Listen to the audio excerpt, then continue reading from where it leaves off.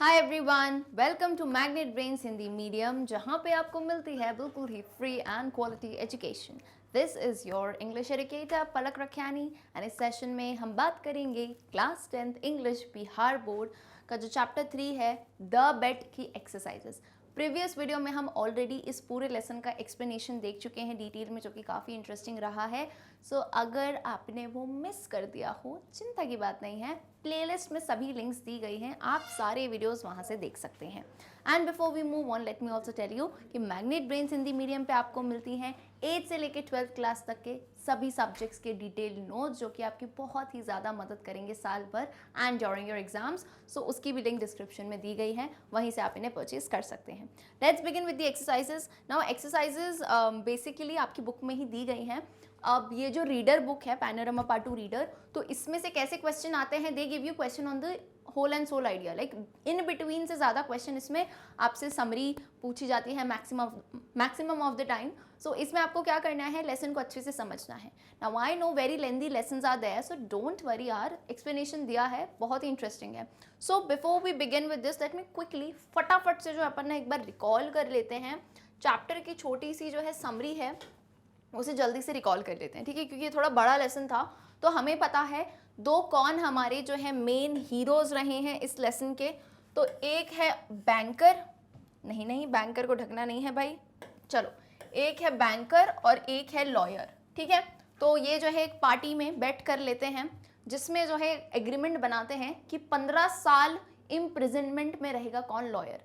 तो कहानी कुछ यूँ शुरू होती है, पार्टी में सब आपस में बहस कर रहे थे कि कैपिटल पनिशमेंट यानी फांसी की सज़ा बेहतर है या फिर लाइफ इम्प्रिजनमेंट की ताउम्र जो है आप जेल में रहें, पूरी उम्र जो है जेल में रहें। तो जो लॉयर है, यंग लॉयर, कहता है कि लाइफ इम्प्रिजनमेंट बेटर है, कि थोड़ा जीना बेटर है मर जाने से अच्छा।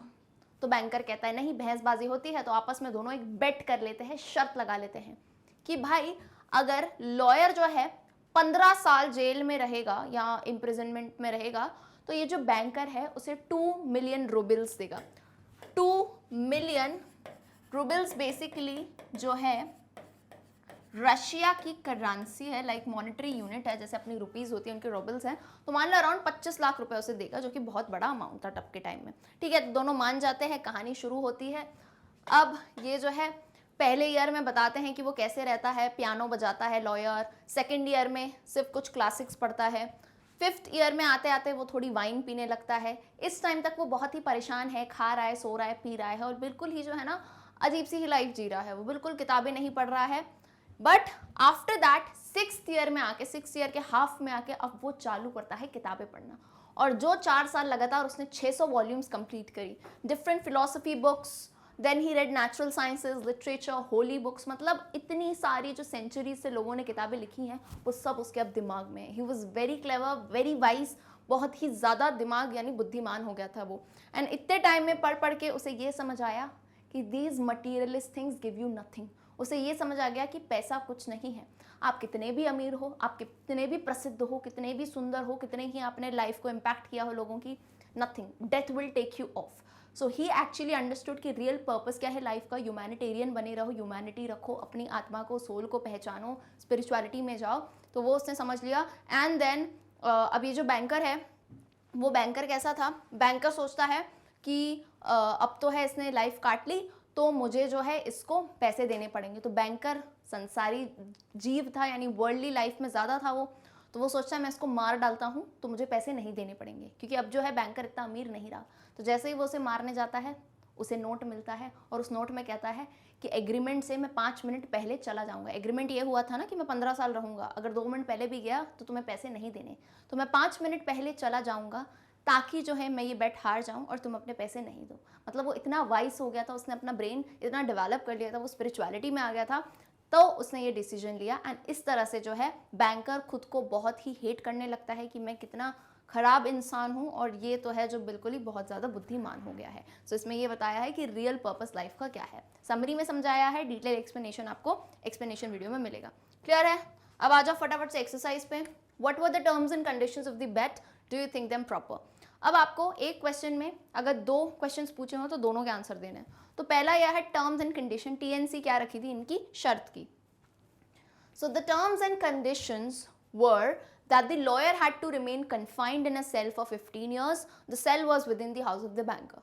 तो यानी उसको एक सेल बेसिकली क्या होता है, जो भी जेल होता है प्रिजन, उसका एक रूम, उसे सेल कहते हैं. तो 15 साल के वो वहाँ रहेगा.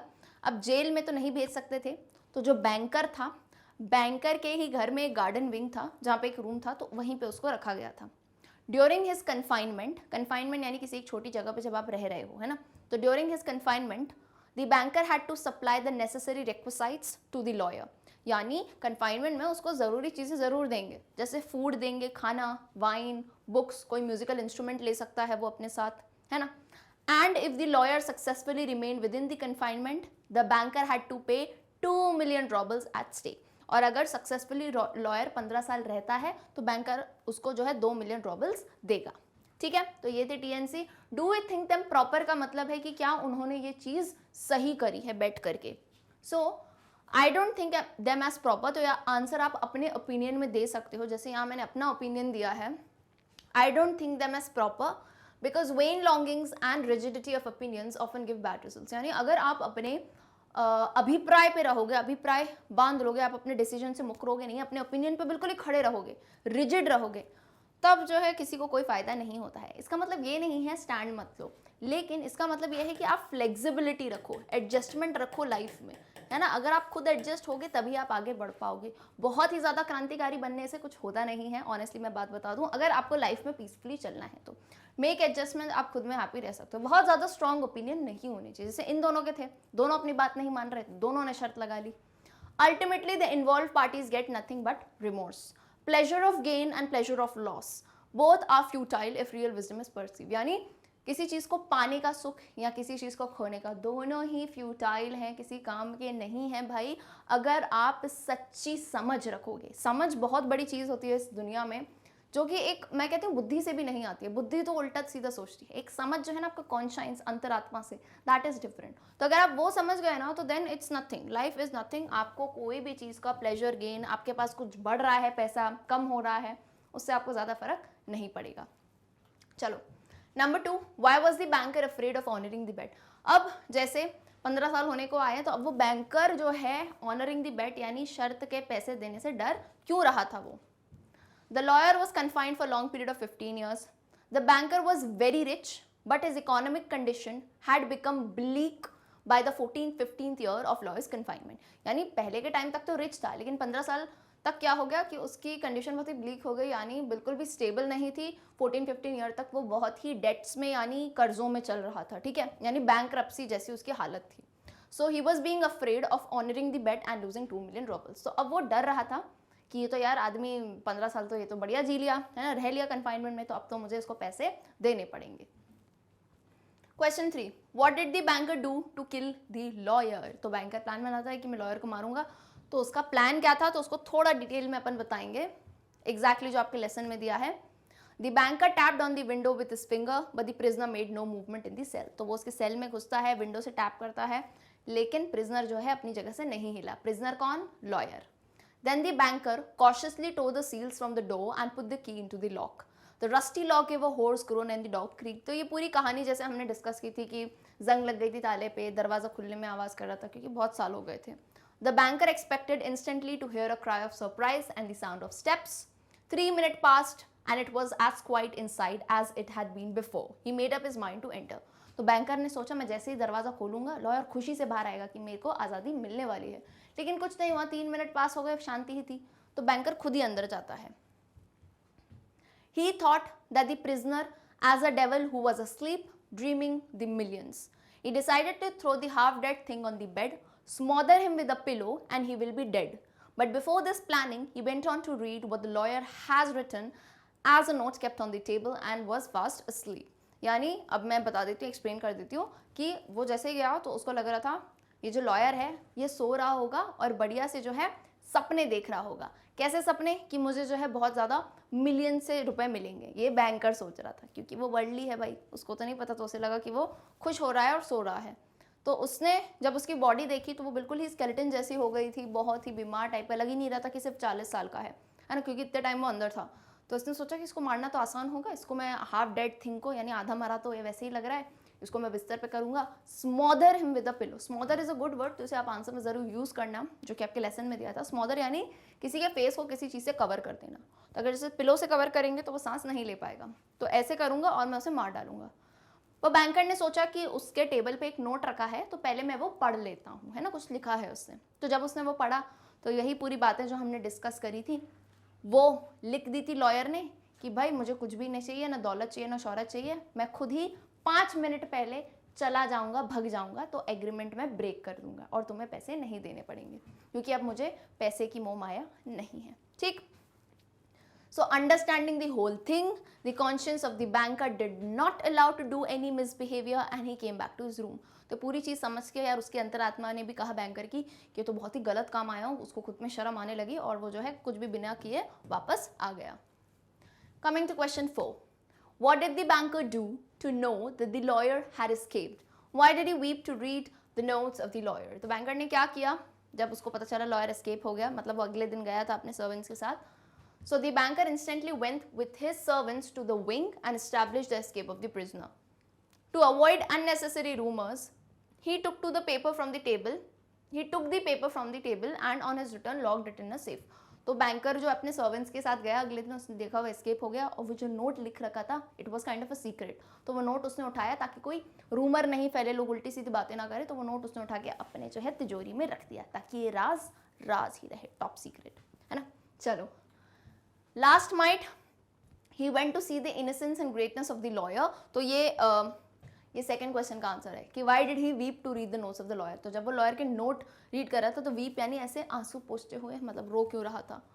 सो लास्ट नाइट है ये, है ना, लास्ट नाइट जब वो गया था तो उसने देखा कितना इनोसेंस और ग्रेटनेस है, कितना महान है ये लॉयर, वो नोट पढ़ने के बाद।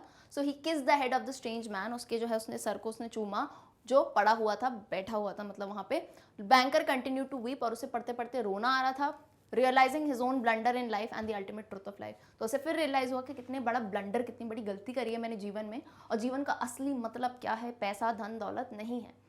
Wisdom is far above material wealth. Wisdom जिसे हम कह रहे हैं ना, सच्ची समझ जो होती है, ये दौलत शौहरत सबसे ऊपर है। Humanitarian wisdom is acquired through centuries and centuries. और इस टाइप की समझ जो हम ना पहले कहते थे साधु संत और ज्ञानी पुरुष जो होते हैं, उनकी विजडम जो है सेंचुरी तक ही डेवलप कर सकते हैं। ठीक है, चलो, क्लियर है आंसर। फटाफट से आते हैं, लेट्स डिस्कस के आई थिंक 2 क्वेश्चंस हैं। अब ये क्वेश्चंस आर काइंड ऑफ हम कह सकते हैं कि कैसे हैं, मॉरल बेस्ड। ठीक है, मोरल नहीं, मॉरल बेस्ड है। मोरल तो अलग हो जाएगा। मॉरल बेस्ड यानी ये आपकी समझ से है, आपको क्या लगता है कौन सी चीज़ सही है, कौन सी चीज़ गलत है। सो फॉर योर कन्वीनियंस मैंने आपकी हेल्प की है, बट इफ़ यू वांट आप अपने हिसाब से भी आंसर लिख सकते हो। तो क्या है, is betting a good habit. तो तुम्हें क्या लगता है, बेटिंग यानी शर्त लगाना अच्छी आदत है कि नहीं? तो हाँ मत कहना, पिटाई खाओगे, है ना, बिल्कुल नहीं, अपने हिसाब से लिख सकते हो, but it is not a good habit, not at all. No, betting is not a good habit, it harms both the participants. जो भी शर्त लगा रहे हैं दोनों को हार्म होता है उससे। The man who is the winner becomes arrogant and accomplishes false pride। तो बेट में होता क्या है, जो जीत जाता है उसको अलग से ही जीत जाता है, अलग ही एक जो है ना अंदर उसको अंदर अहंकार आ जाता है, उसको प्राइड आ जाता है, फॉल्स वाला। और the man who is defeated suffers mental एग्नी and tension. और जो मैन हार जाता है, मेंटल एग्नी एंड टेंशन यानी दिमागी जो है उसको बहुत ज़्यादा टेंशन और प्रेशर आ जाता है। Ultimate gain is nothing. Ultimately दोनों पार्टी में से कोई कुछ गेन नहीं करता है। सो बेटिंग इज फ्यूटाइल, बिल्कुल ही बेकार है बेटिंग। ठीक है, चलो, next is capital punishment justified. Capital punishment मैं आपको ऑलरेडी अच्छे से समझा चुकी हूँ, बिल्कुल बहुत बार मैं लिखती हूँ, जितनी बार लिखूँ उतनी बार याद करते जाओ। मैं पर्पसली बार बार लिखती हूँ तो तुमको मीनिंग समझ आ जाए। डेथ पेनल्टी यहाँ अपन बेटा जिसको हिंदी में क्या कहते हैं, फांसी भी कहते हैं, है ना। तो क्या कैपिटल पनिशमेंट जस्टिफाइड है, सही है? तो इसमें तुम्हें अपने ओपिनियन में आंसर देना है। ठीक है, इसका कोई ऐसा रूल नहीं है कि ये सही है या गलत है, होती है भाई, तो आपको अपने ओपिनियन में आंसर देना है। तो आंसर कैसे बनाओगे, इन माई ओपिनियन लिखना। अब वो चाहे नो हो चाहे यस हो, तो जहाँ मैंने अपने ओपिनियन में लिखा है मैंने नो लिखा है। So no, in my opinion capital punishment is not justified. मेरी राय में जो है capital punishment death penalty is not justified. If someone is wrong and commits a crime, there are so many ways to condemn and punishment. तो मुझे लगता है कि अगर कोई गलत है तो ऐसी बहुत सारे तरीके हैं जिससे उसको पनिशमेंट दी जा सकती है. मतलब कि कैपिटल पनिशमेंट इज बेसिकली फांसी, लाइफ ले लेना, तो उसमें तो क्या थोड़े टाइम का दर्द होता है और उसके बाद इंसान गायब. तो अगर इतना सीरियस क्राइम होता है तो उस इंसान को अलग तरीके से सजा भी दे सकते हैं जिससे उसे अपनी गलती का तो एहसास हो भाई. ठीक है, but life is very precious. If we cannot give it we should not take it. That is what I believe कि अगर हम जीवन किसी को दान नहीं दे सकते है ना, क्योंकि वो तो कुदरत करती है भाई, तो हम जो है उससे जिंदगी ले भी नहीं सकते. हाँ, बट सीरियस क्राइम है तो पनिशमेंट बहुत दी जा सकती है ना, उस हिसाब से. But in my opinion capital punishment is not justified. And if you feel is justified आप यस लिख सकते हैं. I hope it is clear किस तरह से अपन को आंसर कोट करने हैं. डन है बिल्कुल. चलो, वेरी क्लियर कि हमारे एक्सरसाइजेस फिनिश होते हैं. द बेस्ट चैप्टर नंबर 3 के पसंद आए हो answer, so do tell me in the comment section. Video को लाइक सब्सक्राइब शेयर करना बिल्कुल भी नहीं भूलें. मैग्नेट ब्रेन्स दोनों मीडियम में चैनल है, जल्दी से सुनते जाओ भाई. कि जो इंग्लिश मीडियम में आपके फ्रेंड्स हो, हिंदी मीडियम में हो, आप उनके साथ शेयर कर सकते हैं. फ्री एंड क्वालिटी एजुकेशन है, नोट्स भी मिलते हैं एंड सभी प्लेलिस्ट की लिंक आपको डिस्क्रिप्शन में दी गई है. तो अगर कुछ मिस हो गया हो, don't worry, you can watch it from there. See you all in the next session. Till then, good bye.